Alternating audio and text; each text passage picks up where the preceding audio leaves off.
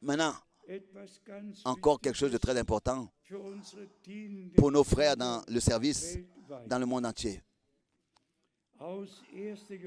Dans 1 Jean, le chapitre 4, dans 1 Jean, le chapitre 4, le verset 2.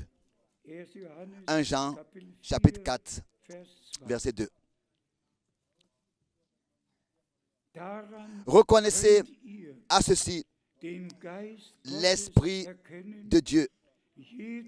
Tout esprit qui se déclare publiquement pour Jésus-Christ, venu en chair, est de Dieu. Tous nous savons ce qui a été enseigné dans l'histoire de l'Église. Mais nous croyons que Jésus-Christ est devenu chair, donc la parole est devenue chair, qui est apparue et a habité parmi nous. Et nous avons vu sa gloire.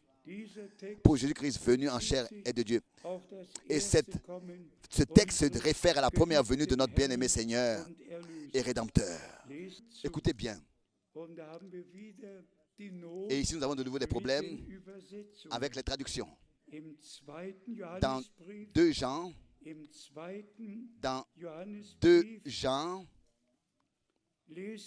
nous lisons le verset 7. La deuxième épître de Jean, le verset 7. Et laissez-moi directement ici le dire.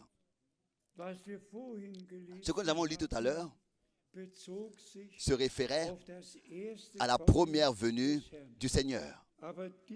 Mais ce verset ici se réfère au retour de Jésus-Christ, notre Seigneur. Dans la deuxième épître de Jean, le verset 7. Oui. Verset 7 et encore jusqu'au verset 10. Car plusieurs faux docteurs, en allemand, faux docteurs, sont entrés dans le monde, séducteurs, dans le monde, et ne déclarent pas publiquement Jésus-Christ venant en chair. Pas est venu en chair, mais ne publie pas Jésus-Christ venant en chair. Ne déclare pas publiquement Jésus-Christ venant en chair. Et dans plusieurs traductions, ce texte-là se réfère à la première venue de Christ. C'est écrit que Jésus-Christ est venu en chair. Non, non, venant en chair. Au futur, la première venue est il y a 2000 ans d'ici. Mais ici, on doit le lire comme ça, ne déclarant pas publiquement Jésus-Christ venant en chair. Ici, nous devons témoigner que le même Jésus-Christ qui est ressuscité et qui, aux yeux des disciples, est monté au ciel. La promesse est que le même Jésus-Christ, dans son corps de résurrection, reviendra. Donc, corporellement, tel que sa montée au ciel a eu lieu visiblement par les disciples. C'est ainsi que son retour sera visible pour les siens. Et c'est ainsi que ce faux enseignement qui dit qu'il est déjà revenu, vous pouvez l'oublier. Le retour du Seigneur sera le plus grand événement puissant qui aura lieu encore, qui n'a pas encore eu lieu. Lisons encore cela ici pour que tous nous puissions bien le comprendre et le recevoir dans notre cœur. Car plusieurs faux docteurs, plusieurs séducteurs sont entrés dans le monde,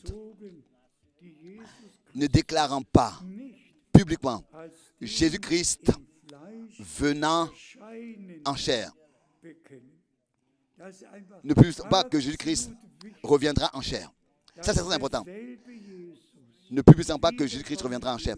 Le même Jésus-Christ reviendra, pas un enseignement comme certains branhamistes le prêchent. Apocalypse 10 est même déjà accompli, le Seigneur est déjà revenu. Le Seigneur est déjà venu, non, non, non. Même en tant qu'ange d'alliance, non.